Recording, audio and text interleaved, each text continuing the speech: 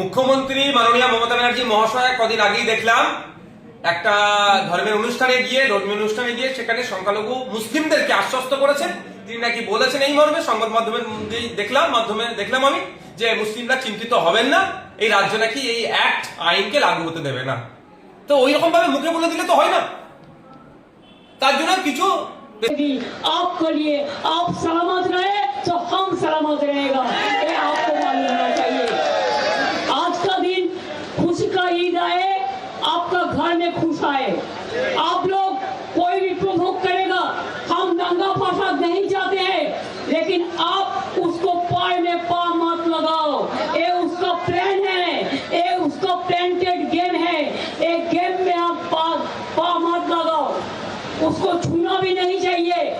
अगर वो आपको कुछ कहे तो आपको मालूम होना चाहिए कि दीदी है हमारा साथ, हमारा अभिषेक है हमारा साथ, जावेद है हमारा साथ, हम लोग का साथ पूरा सरकार है।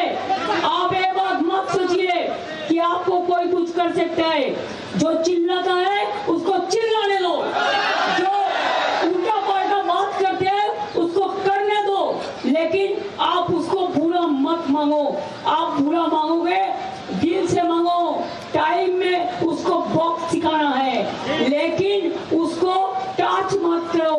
टच करने से उसको इम्पोर्टेंस मिल जाता है। और कहते हैं 4 कम्युनल राइट्स हुआ, दंगा हुआ, प्रेसिडेंट रूल होना चाहिए। मैं कहा मणिपुर में क्या किया, उत्तर प्रदेश में क्या किया, बिहार में क्या किया, राजस्थान में क्या किया। ईद का दिन, खुशी का दिन में कौन क्या खाएगा उसका बारे में भी आपको रेस्ट्रिक्शन है।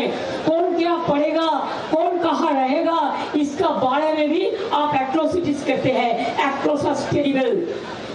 मैंने ये कहते जादू, जब गांधी जी ने लड़ाई किया था कभी ने नहीं बोला था हिंदू और मुस्लिम। अगर आप कंट्री को डिवाइड करने चाहता है तो पहले कॉन्स्टिट्यूशन को सलामत करो। कॉन्स्टिट्यूशन में क्या बोला, हम लोग सेकुलर है। नवरात्रि चल रहा है, मैं उसको भी शुभकामना देंगे। মুখ্যমন্ত্রী মাননীয় মমতা ব্যানার্জি মহাশয় কদিন আগেই দেখলাম একটা ধর্মের অনুষ্ঠানে গিয়ে সেখানে সংখ্যালঘু মুসলিমদেরকে আশ্বস্ত করেছেন। তিনি নাকি বলেছেন এই মর্মে, সংবাদ মাধ্যমে দেখলাম আমি যে মুসলিমরা চিন্তিত হবেন না, এই রাজ্য নাকি এই অ্যাক্ট আইনকে লাগু হতে দেবে না। তো ওই রকম ভাবে মুখে বলে দিলে তো হয় না, তার জন্য কিছু স্পেসিফিক ব্যবস্থা গ্রহণ করতে হয়। আর এই মর্মে আমি মুখ্যমন্ত্রীকে একটা চিঠি করে জানিয়েছি, তাকে আমি অনুরোধ করেছি, তাকে সাজেস্ট করেছি 3টে কাজ করার জন্য। অনেক কাজে 3টে প্রথম বলেছি। প্রথম হচ্ছে, চিঠির আগে বলি, তিনি বলছেন লাগু হতে দেবে না, কিন্তু তার দলের একাধিক এমপি অনুপস্থিত ছিলেন।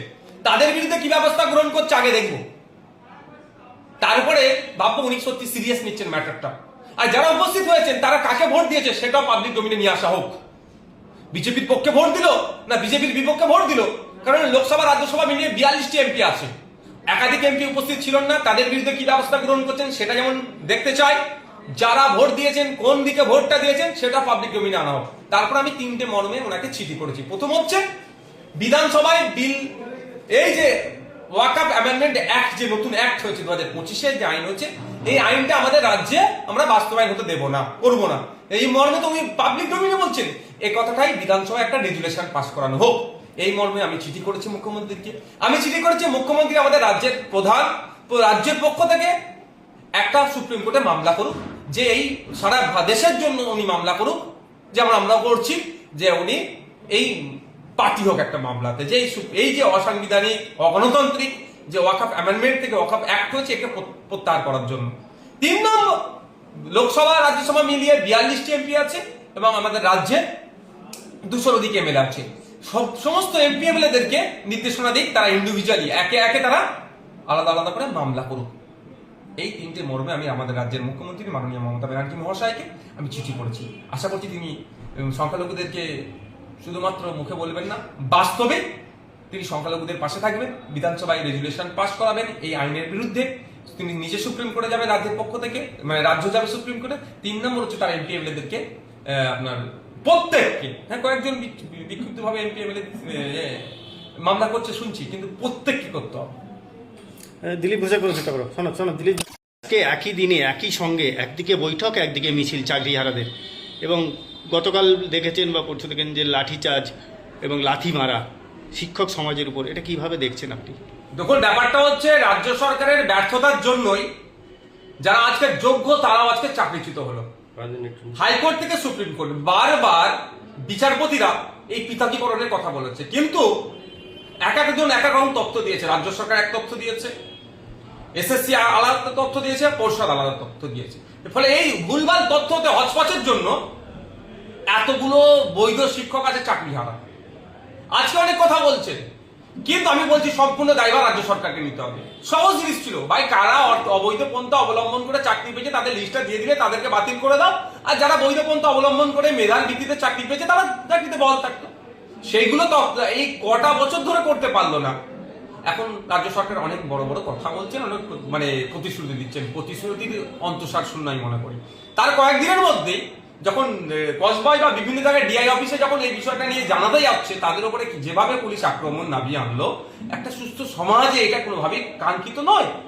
আরে এটা ভারতবর্ষ গণতান্ত্রিক রাষ্ট্র, এখানে ক্রিমিনালদের সাথেও যে এই আচরণ করা যায় না। এখানে জেল বলে আইন না, এখানে সংশোধনাগার বলা হচ্ছে।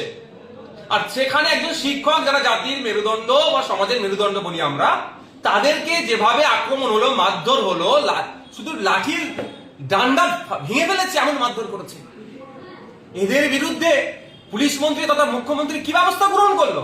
কটা পুলিশকে শোকজ করেছে? কজনের বিরুদ্ধে ডিসিপ্লিনারি অ্যাকশন নিয়েছে? আমি জানতে চাই। ছাগল চোর গরু চোর ধরা পড়ে গেলে এরা বড় বড় করে এদের West Bengal police, Calcutta police তাদের পেজে লিখে দেয় যে এত জায়গায় একটা ছাগল চোর ধরা পড়েছে। আমি এই মর্মে জাস্ট বোঝানোর জন্য বলছি। তাহলে এদের বিরুদ্ধে যারা এই ধরনের শিক্ষকদের উপর আক্রমণ চালালো, তাদের বিরুদ্ধে কি ব্যবস্থা গ্রহণ করলো? লিখেছে তারা? এটা মেনে নেওয়া যায় না। আর এই আক্রমণ থেকে যারা এখনো চুপ করে আছেন, যারা ভাবছেন যে তৃণমূল কংগ্রেস হয়তো ন্যায় দেবে, আমি তাদের বলছি আপনাদের হয়তো মনে নাম্বার তাহলে এগিয়ে আসছে। আপনারা প্রতিবাদ সোচ্চার হন। যারা এই শিক্ষকদের উপর আক্রমণ শুধু নয়, যারা শান্তিপূর্ণ কোনো মিছিলের ওপরে যে এই ধরনের বিভিন্ন জায়গায় পুলিশ আক্রমণ করে, এর বিরুদ্ধে আপনারা সোচ্চার হন। না হলে আগামী দিনে আপনার নাম্বার আসছে, দেখবেন আপনার অন্যায় নয়, আপনার উপরে আবার পুলিশ আক্রমণ হবে। দেখতে পাচ্ছি তো, গাড়ি যাচ্ছে, সব কাগজপত্র ঠিক আছে, এত টাকা দিতে হবে, না দিলে মারধর করছে, আটকে রাখছে গাড়ি। এ ধরনের অহরহ ঘটনা ঘটছে। তাহলে আমাদেরকে সমাজের সকল স্তরের মানুষকে আসতে হবে, পুলিশটা কি জিনিস।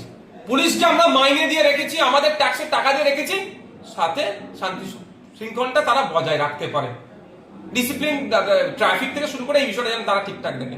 তারা আমাদের উপরে চড়ে বসছে, তারা আমাদের উপরে লাঠি চার্জ করছে, তারা আমাদেরকে আক্রমণ করছে, আমাদের নামে মিথ্যা মামলা দিচ্ছে। আমি ধরে নিচ্ছি ওখানে কিছু দু একজন টিচার হয়তো অন্যায় করেছে, আমি ধরে নিলাম, করেনি, তারপরে আমি বলছি তাহলে কি উচিত ছিল? ওই টিচারদের বিরুদ্ধে চিহ্নিত করে আইনত ব্যবস্থা নিও। তা না করে সমস্ত টিচারদের উপর আক্রমণ। এবার যদি আমি উল্টো কথা বলি, ওরা যে আমাদের কি পুলিশ অন্যায় করে, তাই কি সমস্ত পুলিশকে পাবলিক ধরে পিটাবে? এটা মেনে নেওয়া যাবে? সুষ্ঠু সমাজকে মান্যতা দেবে? যেমন এটাকে মান্যতা দেবে না পুলিশের উপর আক্রমণকে, পুলিশ অন্যায় করলো পুলিশের উপর আক্রমণ করাকে মান্যতা দেবে না, ঠিক একইভাবে টিচারদের উপরে যেভাবে আক্রমণ করেছে পুলিশ, এটাকেও মেনে নেওয়া যায় না। একটু বলে রাখি, মাননীয় মুখ্যমন্ত্রী, পুলিশ মন্ত্রীকে, আমাদের কাছে ডেটা আছে, ইউনাইটেড নেশন বলছে 1 লক্ষ মানুষ থাকলে 221টা পুলিশ দিতে, আর আমাদের রাজ্যে 1 লক্ষ মানুষ পিছু মাত্র 97 থেকে 98টা পুলিশ আছে। আপনার ওয়েপেন শর্টেজ আছে, 75% ওয়েপেন শর্টেজ আছে আমাদের রাজ্যে। পুলিশ দিয়ে আমাদের ধমকানো চমকানো গণতান্ত্রিক আন্দোলনকে আপনাদের দলের লোকেরা চুরি করেছে। চুরি করার জন্য মেধাযুক্ত গুলো আজকে চাকরি হারা হয়েছে। আপনার ডেটা ঠিকঠাক দেননি, আবার পুলিশকে দিয়ে মারধর করাচ্ছেন। এটাকে কিন্তু মেনে নেওয়া যাবে না। এটা অবিলম্বে যারা এই অন্যায় কাজের সাথে যুক্ত যে পুলিশ কর্মীগুলো ছিল, তাদের বিরুদ্ধে ব্যবস্থা গ্রহণ করুন, অন্যথায় কিন্তু এর জবাব আপনাদেরকে গণতান্ত্রিক প্রক্রিয়ায় পাবলিক দেবে, আমরাও দেব। আপনি বলছেন পুলিশ শর্টেজ আছে, সিভিক পুলিশ তো দিয়ে যাই দিয়েছে তাতে অনেক শর্টেজ আছে। আমি ইউনাইটেড নেশনের যে রেকমেন্ডেশন সেটাকে সামনে রেখে বলছি। একটা সিভিক ভলেন্টিয়ার যারা আছে তাদেরকে তো অন্যায়ভাবে কাজে লাগাচ্ছে। তা সিভিক ভলেন্টিয়ারদেরকে এরকম ল অ্যান্ড অর্ডার দেখার কোনো কাজে লাগানোর নিয়ম নাই। আজকে সিভিক ভলেন্টিয়ার করাচ্ছে, যখন ফেসে যাচ্ছে কারা হচ্ছে সিভিক ভলেন্টিয়ার গুলো। কদিন আগে দেখলেন না, বারাসাতে লরি দান করিয়ে টাকা তুলছিল।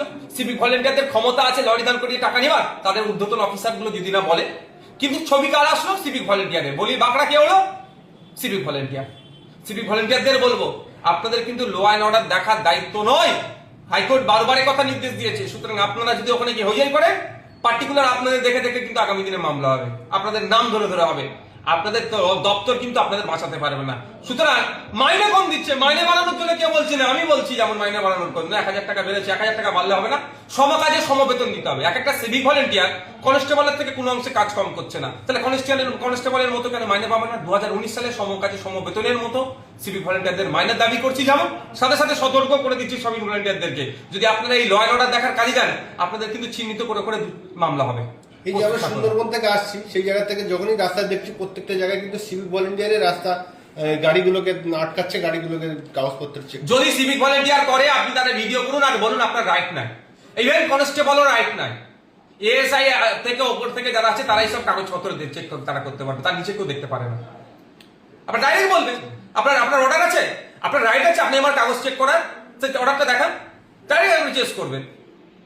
মুখ্যমন্ত্রী কি বলবেন? মুখ্যমন্ত্রী মাননীয় মমতা ব্যানার্জি মহাশয় কদিন আগেই দেখলাম একটা ধর্মীয় অনুষ্ঠানে গিয়ে সেখানে সংখ্যালঘু মুসলিমদেরকে আশ্বস্ত করেছেন।